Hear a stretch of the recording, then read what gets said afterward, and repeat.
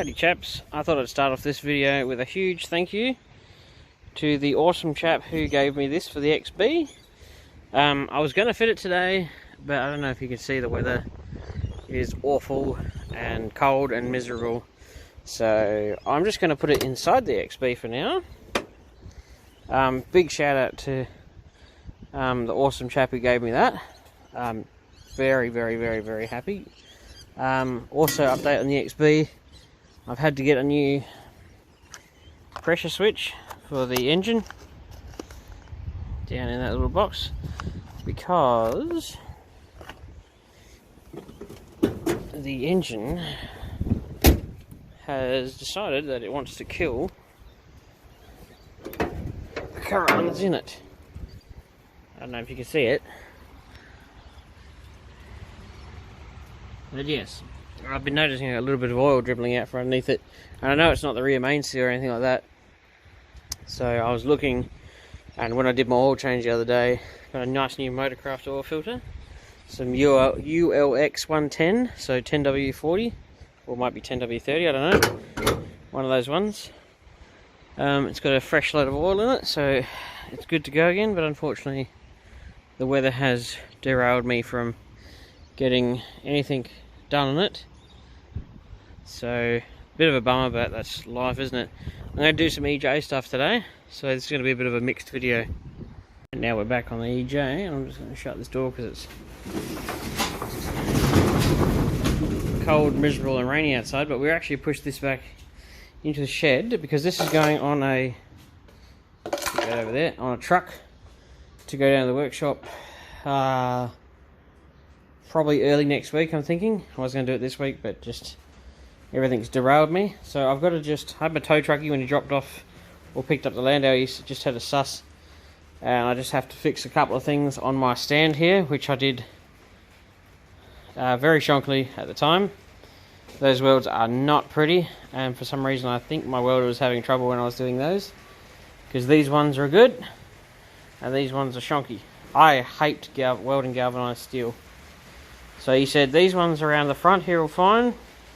The wheels are good, but just reinforce the back legs and just put a bar across that way just to give it a bit of so it doesn't fall off. He reckons that on the trucks he's seen some very average people who put, he's seen some very average stands that people have built, and he said sometimes they've been wobbling around while the car's been on them and it's scared to let them peel off him, because he's the one who actually gets in trouble if the thing decides it wants to fall off the stand, because it's a huge fine if you have a unsecured load. That's the one. So we're going to do that. Unfortunately, I don't have my tripod, so I'll just have to sort of catch up in between things. Maybe I'll get some action footage if I tape this thing to a wall or something. But I'm just limited by my camera equipment and stuff like that, because I just, as I say in all my videos, I don't have any money.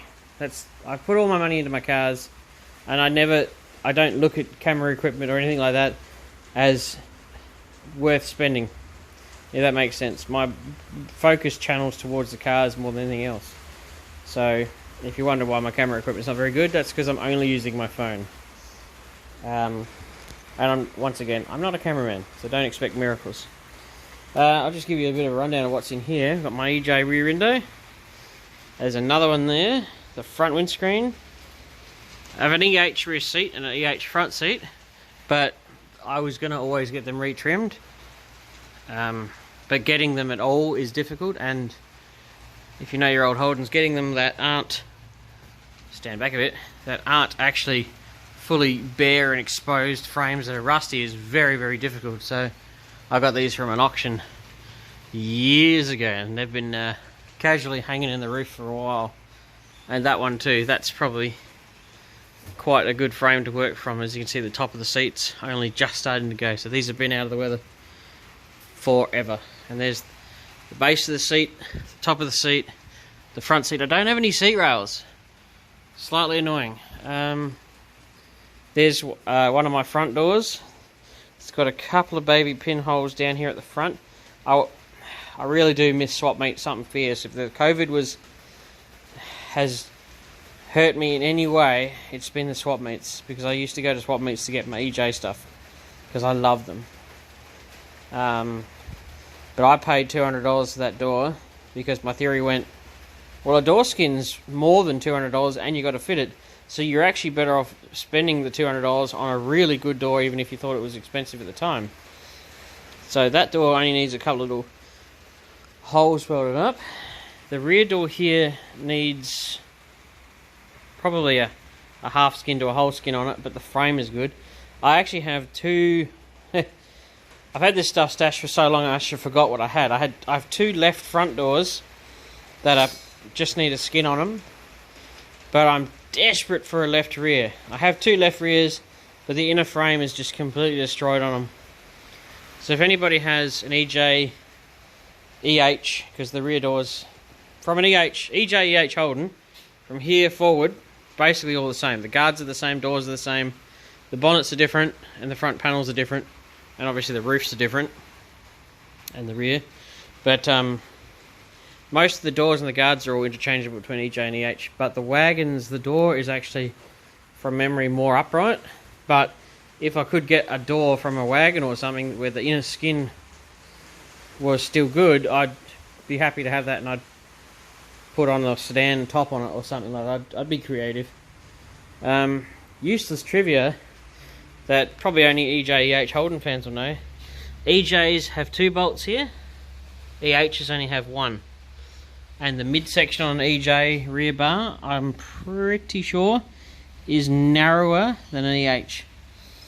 Because I think, from memory, it's been a while, I'm pretty sure the EH rear is actually ever so slightly wider than an EJ. It's probably got something to do with the way it tucks in here. But I know the rear beaver panel from an EH will not fit an EJ, it's too wide. Not hugely too wide, but it's a little bit too wide. And obviously diffs are the same, and most of the driveline and the floor pan's the same, but the roofs are very different. The EH has a squared off edge on the roof up here, and it is fairly flat, whereas EJ's is lovely and curved, which is one of my favourite features of the car, is that beautiful shape. I don't know who designed it, but I would like to kiss your hands. Mwah! And obviously you saw that in the last video that I've done a floor pan. I've got 2 front floor pans in the shed waiting to go. I'm waiting on a rear. And stuff like down here where it's just a right angle bend that curves, I can make that, it's no problems. I'm going to clear out the car today. I'm going to get it prepped to do its trip to the workshop, where the first task we will do is probably going to be the most difficult. We're going to open up the plenum chamber, and the reason I'm going to do that one first is because I think there will be a lot of EJ EH Holden fans who have these plenum chambers which rust out really bad, and they'll probably want to see me fix that, I guess.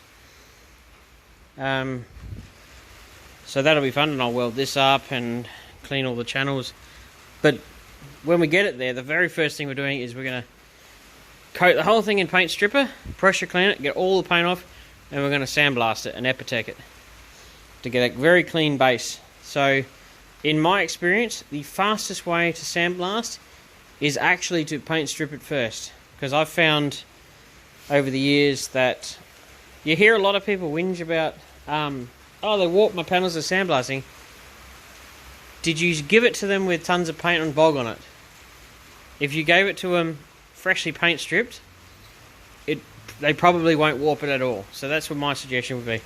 I know there's a bit of yammering in these videos, but there are a lot of people, and I mean a lot of people who like to hear me crap on about random stuff. So I know some people don't, you like the action, but you'll just have to wait for the action. I've got to fill people in with random stuff too. And somebody did mention this car looks like it's set up for left and right hand drive. Yes, I have personally seen a left hand drive EJ Holden once when I lived in Sydney. It came to a swap meet. It was a very rare car. These 100% were made left and right hand drive, as you can plainly see by the firewall. And even in here, look, they even put allocations for the wipers to be on the opposite sides. I think they did them in the Philippines or something. They definitely exported these cars hugely, and they were 100% available in left-hand drive. So yes, to that person, yes, they are left-hand drive capable. They are a very, very small car. But the good thing is I won't have to do the boot floor or the parcel shelf or anything really in the boot. The rear quarters, wheel arches are, as you know, pretty damn good. I'm pretty sure that dog leg is knackered. I've got to get that trim off. I've got to get some of those too. I don't have any. And I've only got a little bit of rust in that rear quarter there, so I'll probably just make that one. And the other side has been hit in the rear quarter, so I'll have to figure that one out. This sill panel, despite what it looks like, is surprisingly solid. I'll have a bit more of a poke at it, but I think I'll only need to do a couple of sections. And the inside, I'll move me leftover XY crap, so it all sort of ended up in here. So yeah, I'm going to be doing an inner sill panel as well, so that's just stuffed. But I mean, if you've seen me play with the XY, you'll know that this is going to be not exactly a showstopper. So, and yeah, and for anybody who knows these, who wants to know where the paint ends on their cars, right there is where the roof paint ends, and they paint. I always used to say the factory never got things quite right. Look at that. Have that for a masking line. It's wavy as hell. So they made mistakes at day one, and I've got to get that off because it's broken. So I've got to get another one of those. Still got to get that out. The dash vent out. Still got to get this hinge off. And just paint strip and blast the whole lot. You might go, oh, this car's pretty stuffed. But perfectly honest, you know, this is pretty common now. So this car isn't that bad. I only paid $600 for this car. It came from Nuripta, from the big wreckers up there. There was 50 or 60 EJEHs in that wrecking yard, and only about 2 EJs were even worth salvaging, in my opinion. And don't even think about going up there expecting any of the cars, and I mean any of the cars, to have floor pans in them. They all look like that. They're all completely rusted out. But you will catch occasionally one with a perfect boot floor like this one, because the boot lid's been shut the whole time. And if you're chasing stainless mouldings or glass, that would be the perfect place to go, because those cars, obviously stainless mouldings don't rust away and glass doesn't rust away, so brilliant place to get them. And occasionally mechanical components. Bear in mind the guy, old Heinzie, he values mechanical components over the bodies. So if your car, like this one only had a diff in it, didn't have an engine or a trans, so this why it was only $600. If it had motor and a trans, he'd ask quite a bit more. So, and he knows the bodies are nearly all stuffed, so at least he's coming back to reality, knowing that they're starting to rust away, no matter how much you try and save them all. And never leave these cars under a pine tree, because you'll find every car in that yard that's been near the pine trees is 50 times worse than the cars that have just been left out in the open. Except there is one EH Holden Ute in that yard, in the pine trees, in an opening, so it's sort of exposed. It's kind of hard to describe, but imagine a ton of pine trees, but there's a gap between all the pine trees, and it's just what's EH sitting lonesomely in that gap, and there's been no trees above it, so it's actually survived. Quite funny. Quite a savable car too. But enough rambling. I'm going to get down there, trim up some stuff, bring the welder in, and weld up them. Alrighty, done one side. I'm going to push the car across the workshop. Well, shed anyway. And do the other side. I know that bar doesn't look exactly pretty, but at least it's not going to fall over now. It's on a bit of a funky angle because of the way the wheel tub works. I mean, it's the only way you can sort of see on that one where it's sort of one of the only places I could really hook it up. So, yes, luck of the draw. Pretty sure it won't fall over. I redid another weld over there, just making it secure. I'm pretty confident it wouldn't have fallen over how it was, but now it definitely won't. And we started clearing out the car, get a bit of a better idea of how it's looking in here. Not offensive, pretty basic. But yeah, I'll get the other one done, wrap up the video, and it may not be action-packed, but sometimes I like a chat. Well, I'll just wrap up the video here. It's not going to be a terribly exciting one, not going to be entertaining, super entertaining, but it's got some diagonal braces in it now. I didn't think it was going to fall over before, like I said. I just added a little bit more. Monday morning, this is going to the workshop, and then once it gets there, the Landau is going to another workshop where we've sent it out to be painted. I'll be painting some of the smaller bits on the Landau, but I decided to pass off the body to another shop which I used to work at, who I know do good work, who are going to paint the body shell for me in a spray booth and get it a bit better than I can. So this is going Monday, and then you will get some more videos on this, guys. So the people who joined up looking for EJ stuff, you do not have to wait long. Ford guys, you may have to deal with a bit of EJ stuff. Sorry, but it's still going to be entertaining. Hope you enjoy this video. It's not overly exciting.